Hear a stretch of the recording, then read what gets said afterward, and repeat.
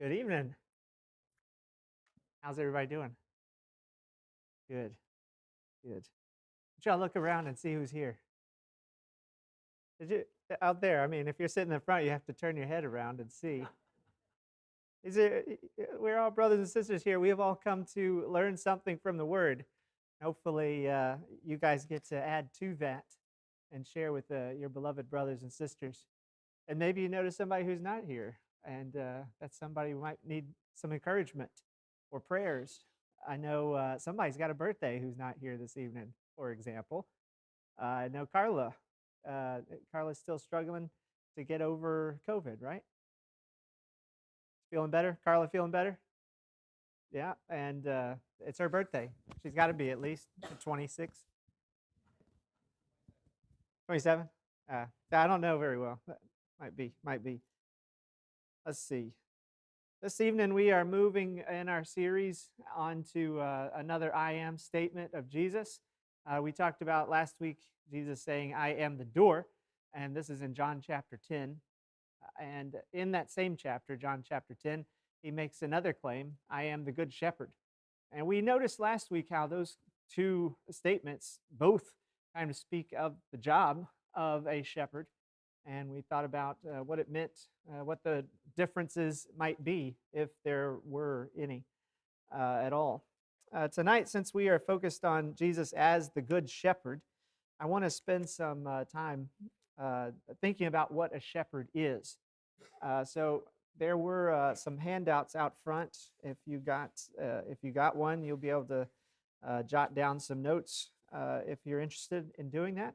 But the first question is, what does it take to be a good shepherd? Got to know the flock. I like that. We saw something about Jesus must know the flock last week. What did he do that showed he was intimately familiar with the flock? Anybody remember? He called them by name. He knew their names and he called them out by name. Again, sheep all look the same to me, but he knows us well enough to know us and call us by name. What else? What does it take to be a good shepherd? Don't have to think necessarily about Jesus, but just the shepherd in general. Love those sheep enough to care for them, give sacrifice so that you can care for their needs when they come up. Carol? Concern, yeah, concern and love. You're very interested to know what those sheep need so that you can fulfill that need if you're a good shepherd. Anybody else? You got to know what the dangers are and be able to navigate those sheep around those dangers, protect them from those dangers. Good. Anything else? A lot of good answers here from a lot of people who aren't taking care of sheep. So that's impressive. Yeah, Chucky. Shepherds lead. Yeah, okay. They are the guides. They are the ones that the sheep follow. So when last week we'll mention it tonight too, probably. When Jesus calls them out by name, they're expected to follow the leader. Yeah, good. Well, I did what I usually do when I don't know the answer. I look to find out, okay, what do professionals say a shepherd does? What are the qualities, the skills that one shepherd would say that you need to have if you want to be a shepherd? And so these are the kind of skills that they listed. You need to be aware that if you want to be a shepherd, you're going to have to make difficult life and death decisions, and that those decisions are going to tear your heart apart. We're just talking about sheep, aren't we? Livestock. What does that mean? They're going to tear our heart apart. Part of it has to do with that relationship, doesn't it? And that care and concern for those sheep. And you're not going to save every sheep as a shepherd. Some of them will be lost, and you'll be heartbroken. Well, that's one skill that you need to be prepared for. Hard work, I think that might be expected. There's a lot of physical labor. You're not just wandering around after the sheep, but you're also taking care of the sheep when they stumble into the muddy lake. Pull them out, clean them up. There's going to be a lot of dirt and blood. There's going to be a lot of building fences, repairing fences. You're going to be carrying hay bales for miles. You're going to be carrying those hurt and weak sheep for miles. It's going to be a lot of physical labor.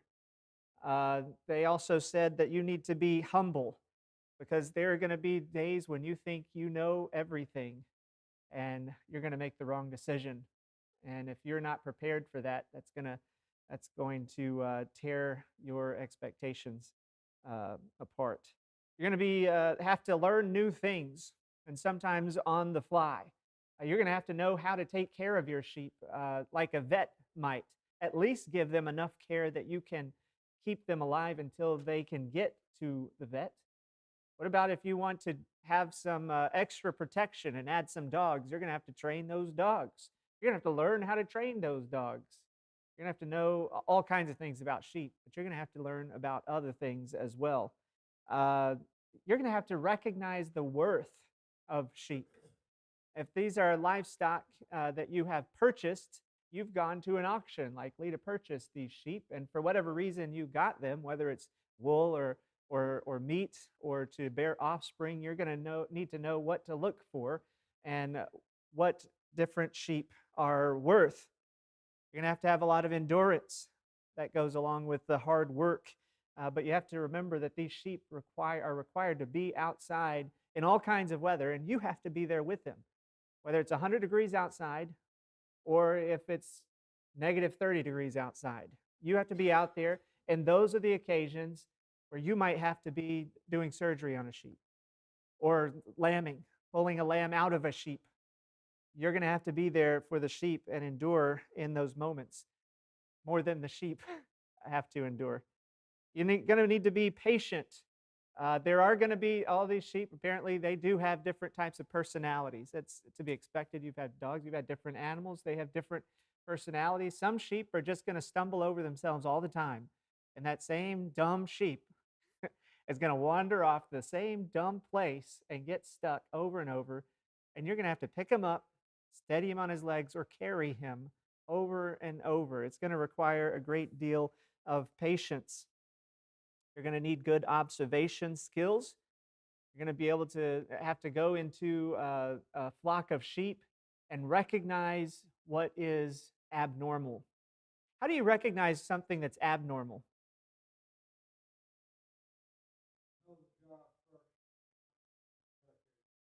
You have to know the job.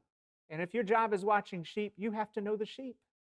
If you want to know what's normal about sheep, you've got to spend a lot of time watching the sheep. That way, when something is abnormal, you recognize it and you do something to fix it. These are skills that are needed. Anybody else got any ideas? Any other additional ones?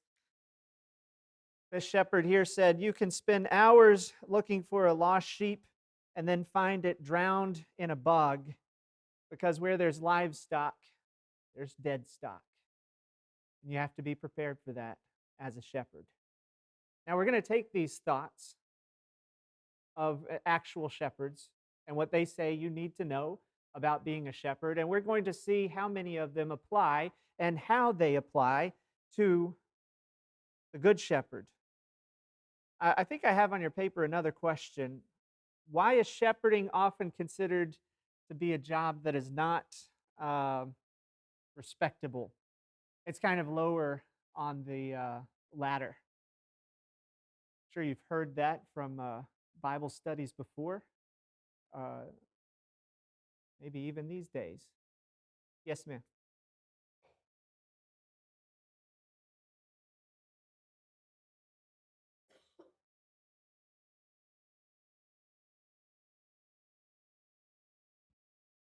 Okay, so you don't have the smarts to be a vet, so you end up being a shepherd. Therefore, shepherding is not, it's just not first class, not first rate. Okay, that makes sense. What else? What do you think? environment's not very good. If you want a comfortable environment, shepherding is not the environment you want to be in. I mean, not only the heat, the cold, the hard work, but the smell. Those kinds of things you don't expect. And then if you're spending all your time with sheep, and then you walk around people who don't, what are they going to think about you?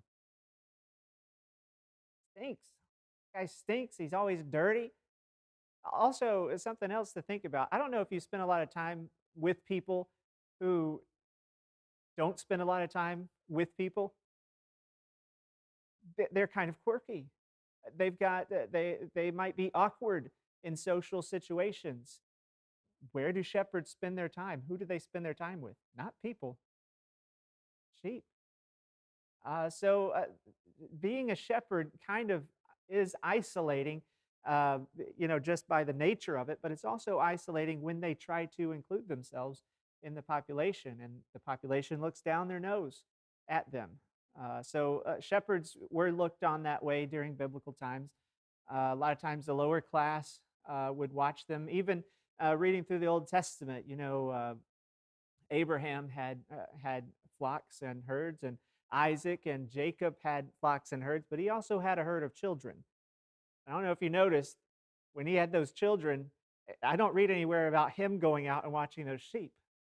It was those children going out and watching those sheep. And that was kind of the tradition. That was what was done. You would send your kids out, and a lot of times you would find not the oldest boys, not the boys, but the girls out there.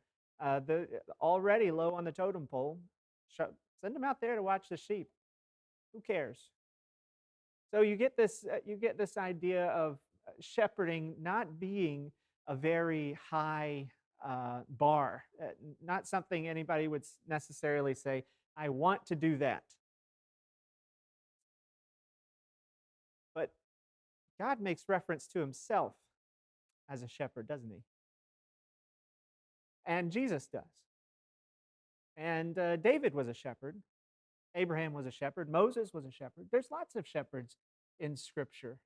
Why do you think that is?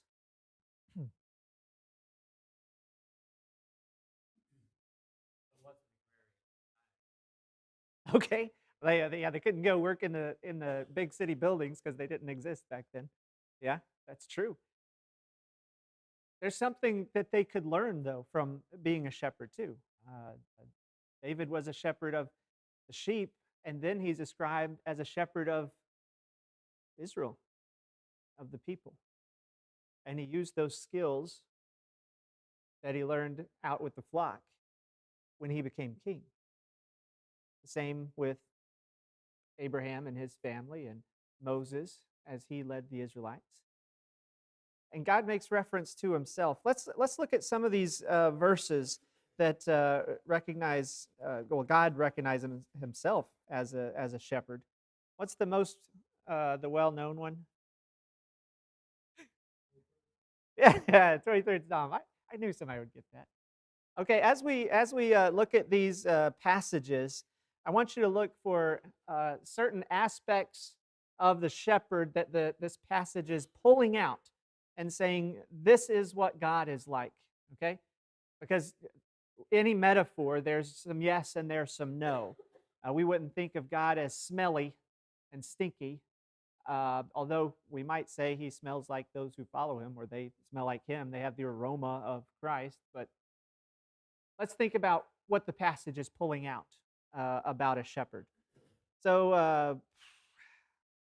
I'm gonna read these verses one at a time, and you raise your hand and tell me what you see as we go through. The Lord is my shepherd; I shall not want. See anything there about God as a shepherd? He provides, he provides, he provides. Everybody sees that. That was easy. That's what I have written down. He provides. I shall not be in want. That means there's nothing that I will need because God provides.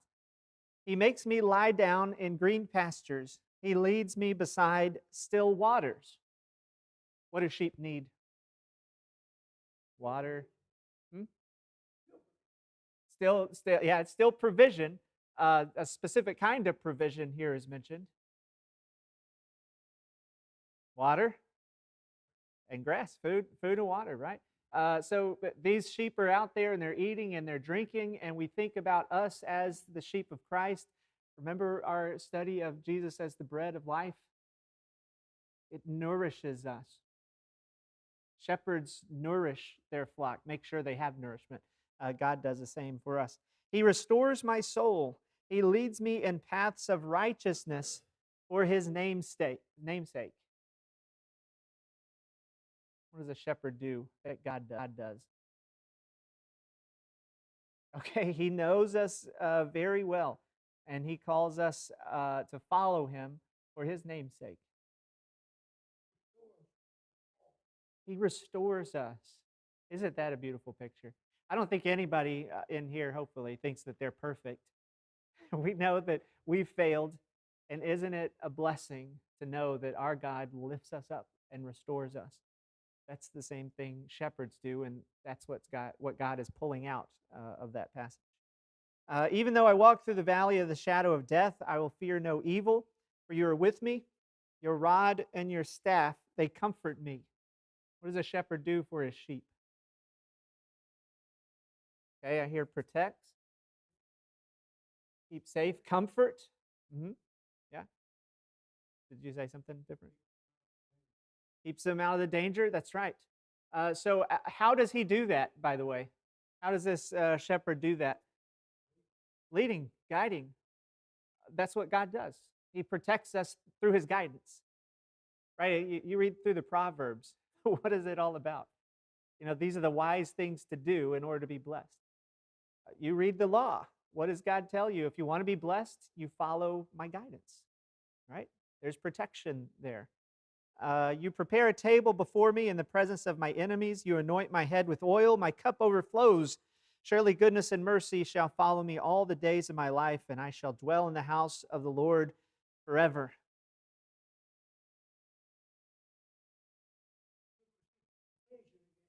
Yeah, there's a lot of provision here, isn't it?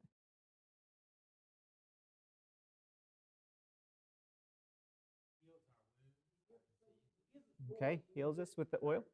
Gives us more than we deserve. That's right. Yeah, he is providing for us throughout our lives. In fact, a shepherd is living his life for the sheep, isn't he? Everything the shepherd does is to make sure those sheep are provided for. It's interesting to think about God like that, living for us. Of course, we live for him, right? But it's interesting to think about him as a shepherd doing what he does for us. Making sacrifices. Does God make sacrifices for us? I can think of one. He loves us, doesn't he? He cares for us. He does what is in our best interest. So that's a passage I think all of us are familiar with, but there are some other ones, and I wrote them down on that page there. One of them is Psalm 80, verse 1. Would somebody like to read? I'm gonna ask for volunteers, so be ready for that. Right there.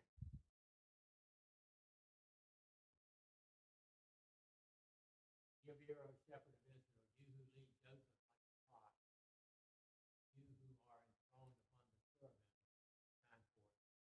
All right. Give ear, O shepherd of Israel. He's talking to God, God the Father. And what does God the Father do in this passage? Or the shepherd? Leads. Yeah, it leads. We've already seen that guidance, that leadership, but it's again and again represented, and it is interesting which ones are repeated. So we'll see guidance and leadership. We'll see provision. Let's look at the next verse here. Psalm 78:52.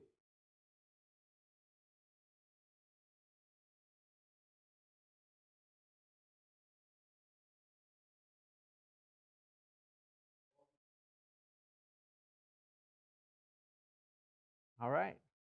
He brought them out, and he guided them through the wilderness. There's a couple things there. What do you see? Maybe more than I do. He led them out safely. You get protection and you get leadership again, right? Let's see, what's another one? Psalm 79:13.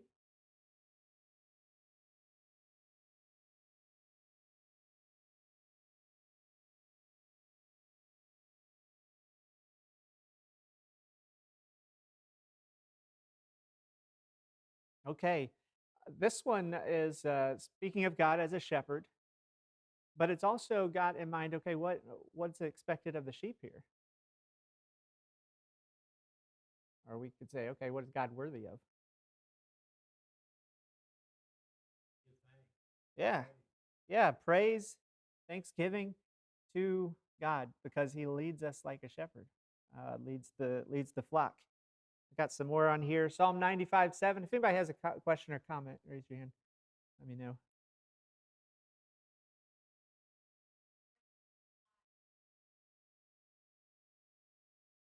That sounds familiar. Y'all know that song? Some of us. What does that tell us about a shepherd?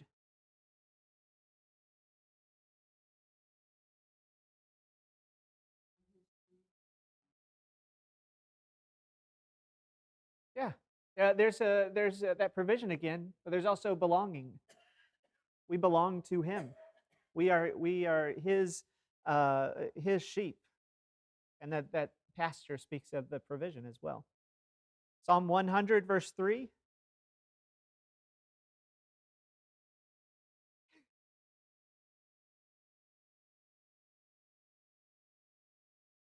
I'm gonna start calling names, Lauren.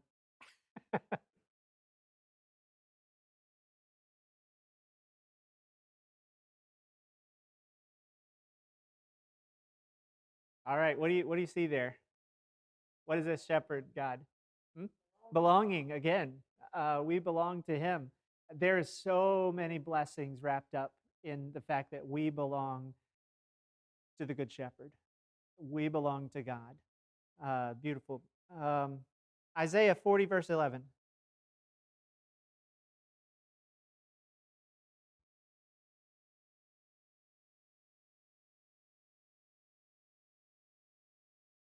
Oh, I call somebody else.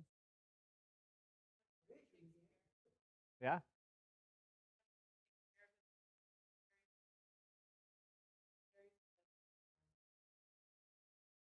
Oh, that's a beautiful picture of our God, isn't it? There's that provision, gathering the lambs in His arms. That's you and me. God's protecting us. We are very vulnerable and weak, and this is about as weak and vulnerable as you can get. The lambs being carried in His bosom, gently leading those that are with young. Again, those are the vulnerable sheep that need extra protection, and that's what God the Father is doing. Uh, there's one more passage I want to look at that speaks about the Father. It's in Ezekiel 34. Ezekiel 34 actually speaks of three different shepherds, and if we have time, we'll get to look at all of them. But in the verses 10 through 16 there, it's kind of a lengthy passage, so I tried to summarize it. But this is how it describes God the Father as our shepherd. He says, I will rescue my sheep from their mouths. I will search for my sheep. I will rescue them from all places where they have been scattered. I will bring them into their own land. I will feed them with good pasture. There they shall lie down. I myself will be the shepherd. I will seek the lost, and I will bring back the strayed, and I will bind up the injured, and I will strengthen the weak.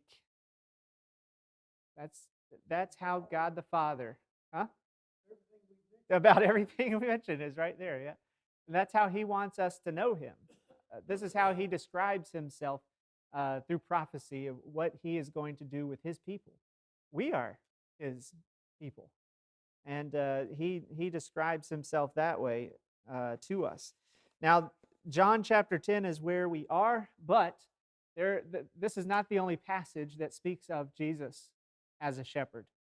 And Ezekiel also references Jesus as a shepherd. So Ezekiel 34, verse 23 and 24, and we can see aspects there of a shepherd being described here. I will set up over them one shepherd. my servant David, and he shall feed them. He shall feed them and be their shepherd, and I, the Lord, will be their God. And my servant David shall be prince among them. I am the Lord, I have spoken. Just in case you don't know, Ezekiel comes long after David.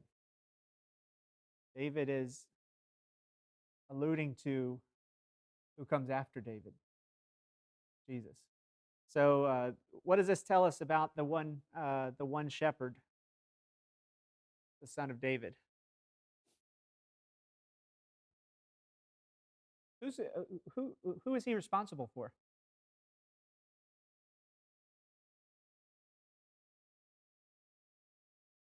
God's sheep. He's responsible for us. So God, as the shepherd, as we read about him as a shepherd, is putting Jesus as the one shepherd. Now, this chapter has a lot to do with unworthy shepherds, bad shepherds that weren't doing what they were supposed to, the leaders of Israel at this time. And God is telling them, listen, I'm going to take my sheep, I'm going to take care of them, and I'm going to give them a shepherd who will be a good shepherd. And he's speaking about our Lord, Jesus. So we've got other passages here. That one's interesting one. Hebrews 13, 20 and 21. May the God of peace, who brought again from the dead our Lord Jesus, the great shepherd of the sheep, by the blood of the eternal covenant, equip you with everything good that you may do his will, working in us that which is pleasing in his sight, through Jesus Christ, to whom be glory forever and ever. Amen. What's that say about Jesus? He sacrificed himself. Now remember that when we get to John 10, because he's going to mention that. What else? He's the great shepherd. So we're moving. Before we even get to the passage that says, I'm the good shepherd, he's the great shepherd, right? God said he's the one shepherd. Now he's the great shepherd. What else? Anything? The next passage, there are several references in the other Gospels of Jesus speaking about shepherds, and we can see Jesus himself reflected in the shepherds that are mentioned. Matthew 9:36, Jesus sees the crowds and has compassion on them because they were harassed and helpless like sheep without a shepherd. What is he doing there?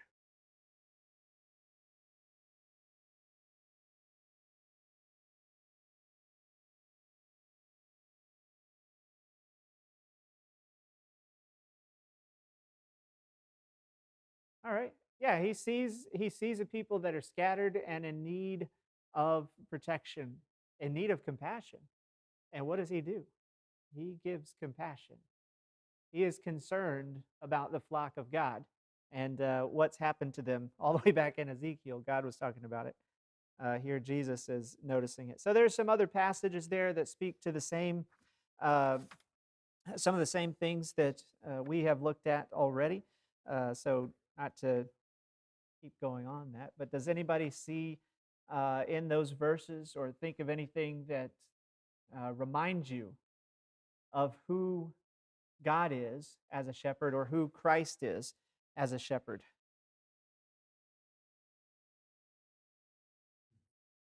All right. So, John 10, now we're in John 10, verse 11 and 14. Both of those verses, Jesus makes the claim to be the good shepherd. When he's talking about being the good shepherd, I think we know what he means, but that word entails good, right, proper, fitting, suitable, as well as honorable and lovely. All those things have to do with the same word, good, and Jesus fits every one of those definitions of this word. Uh, and when he is talking about being the good shepherd, we know what he is going to do for his sheep, and we're going to read about that as well. He's going to lay down his life for his sheep. Let's read some of this together.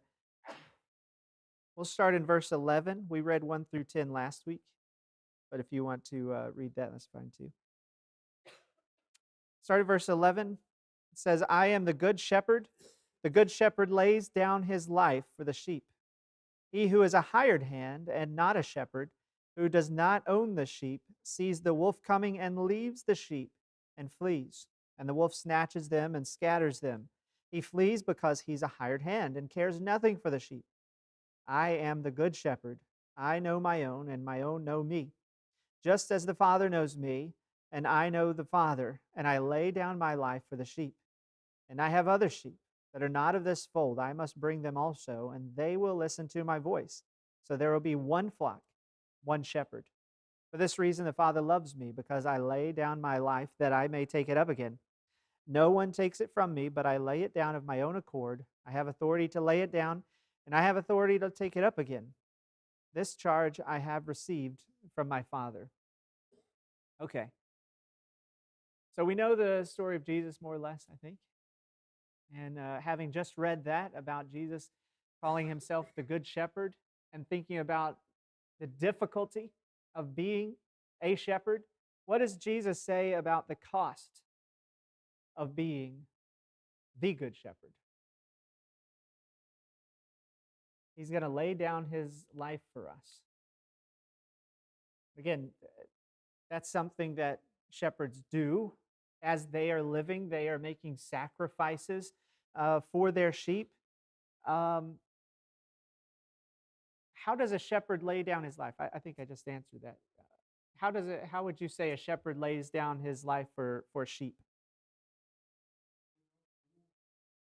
Yeah, wolves are dangerous, aren't they? Wolves and bears and lions, things that David the shepherd had to deal with.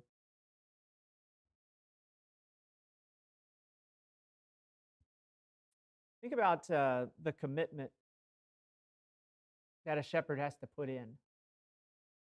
We know it's hard. We know there is danger involved, but if you're going to be a shepherd, you can't be a shepherd without sheep.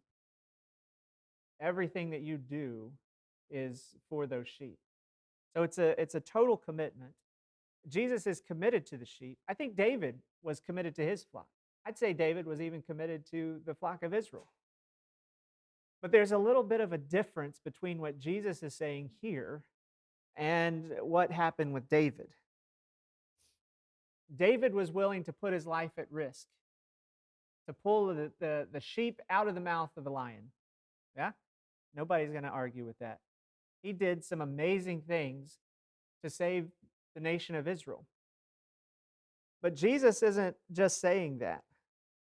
He's saying his intention is not just to go face danger for the sheep, the possibility of death.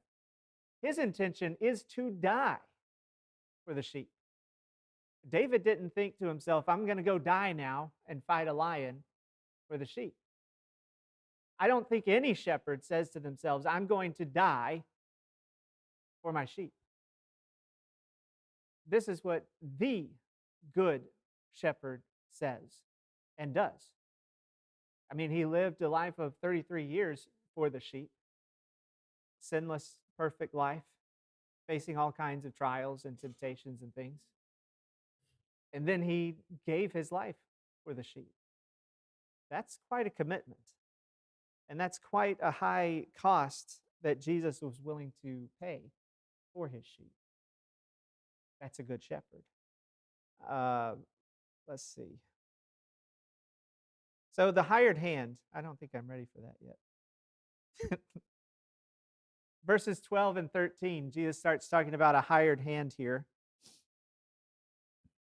One who is a hired hand and not a shepherd, who does not own the sheep, sees the danger, the wolf coming, and he leaves because he's only interested in the money. He's not interested in the sheep. He's not willing to give up himself for the sheep. So think about what Jesus says about this hired hand, and then we're going to look at Zechariah, a passage that is about a worthless shepherd.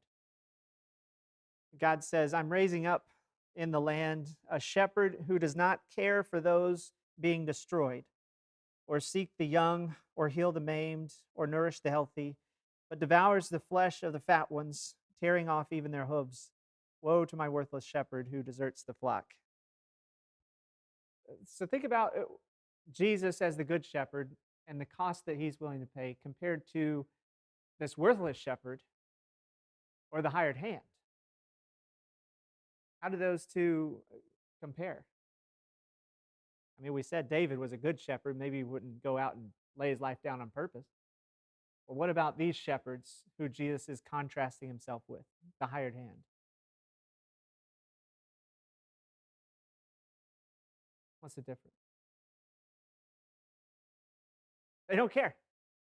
They don't care. In fact, the only reason they do care is what they can get out of the sheep, right?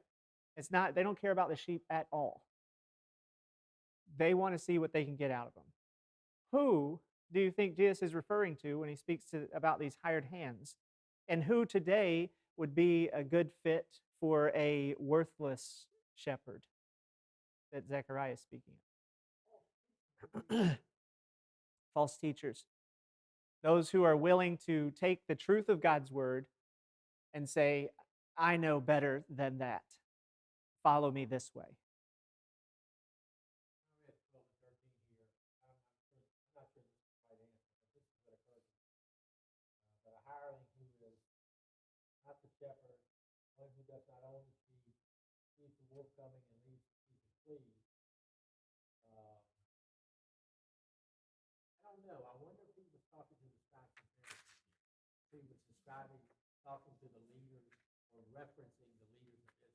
Oh, yeah. Oh, yeah. Yeah. I think that's exactly right. I think the people he is talking about are those who are in authority in his day, who should have been caring for the sheep, but who were laying up heavy burdens on the widows and on the orphans. Rather than taking care of them, they were looking to see what they could gain. Now, it wasn't always monetary gain. Sometimes it was just the power that they got from all these people who followed them.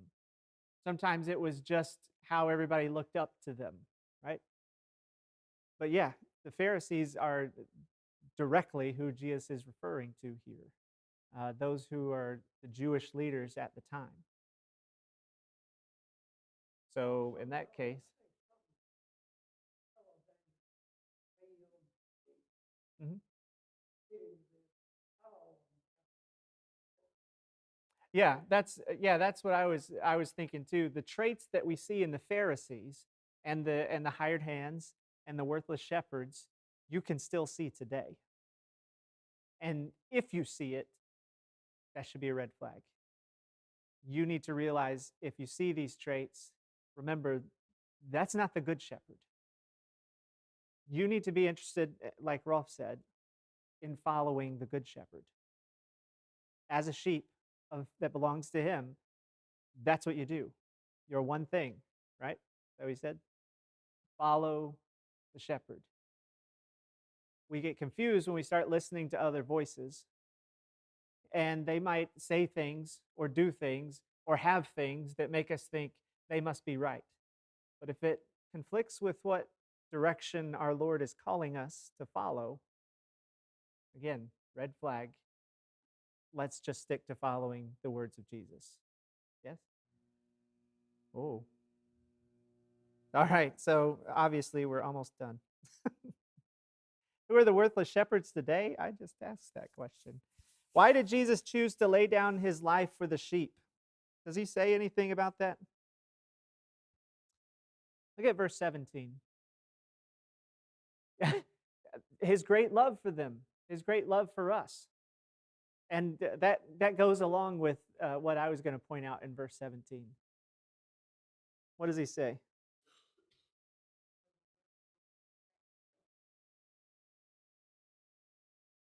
John 3:16. That's right. John 10:17 also mentions love. Oh, you're thinking of 3:16, right? Yeah, okay. Our passage here in 10:17 says, "For this reason the Father loves me, because I lay down my life that I may take it up again." The Good Shepherd has authority to lead us. He has authority to lay his life down for us. And he says he's going to use that authority and lay down his life so that he can take it up again. That is why he's laying his life down, so that we can have that hope of resurrection, so that God can see his plan come to completion. The death was a big part of that, right? The death it gives us access, but the resurrection is what finishes that process. We are able to live eternally because Jesus took up his life again. And he says here, that's why I'm going to lay it down, so that I can take it up again. Now that cost, we know the cost of Calvary. We know the cost of a shepherd taking care of his sheep. But included in that is Jesus says, I'm going to lay down my life for you, but I'm not going to leave you alone. I'm going to be back. I'm going to take it up again. And I'm still going to be your shepherd. It is interesting. Later on, Jesus talks about whenever he is taken to be crucified, his own flock would be scattered. But what happens at the resurrection? Brings them together again, because he is willing to take up his life once more. Greater love has no one than this, that someone lay down his life for his friends.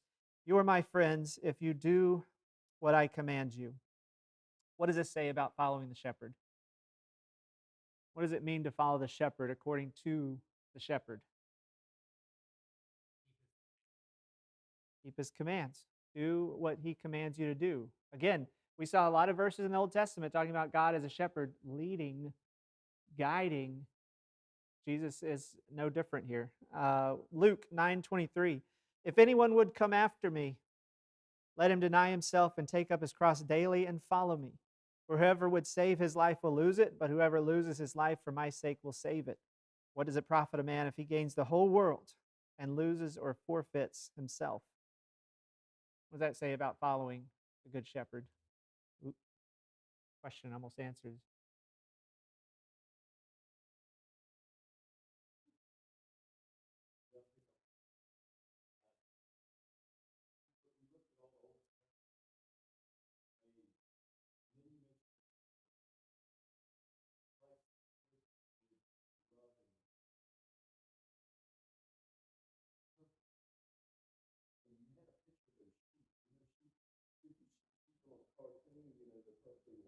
Yeah. Yeah. Yeah.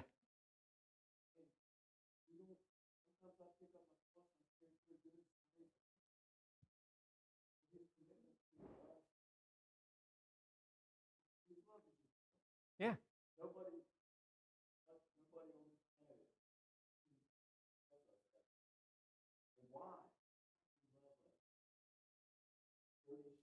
I know. It's such a beautiful picture to think about a shepherd and sheep, but we more often see maybe a parent and a child following in the footsteps of the parent and continuing to stumble. And we don't say, that child is stupid. What a ridiculous kid. We say, that's so awesome. The kid gets back up and he keeps trying. And the parent loves him enough to get down and lift them up and encourage them along the way. And that's the type of relationship with the shepherd and the sheep. Not only do we follow his commands, but we follow him in doing what he did, giving ourselves as a sacrifice to him, and showing love to others as we sacrifice ourselves for the needs of others. And so, yeah, we're not going to do it perfectly. We're going to make mistakes along the way. But God knows that. That's why he calls us sheep and not whatever the perfect animal is. Eagles and whatnot we mentioned last week. Yeah, great. All right, we'll end there.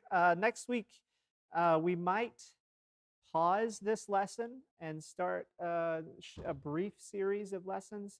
I might do that next week, or I might postpone it another week, but come back. Either way, I need you here. Thanks for your attention. I'm done, Harold.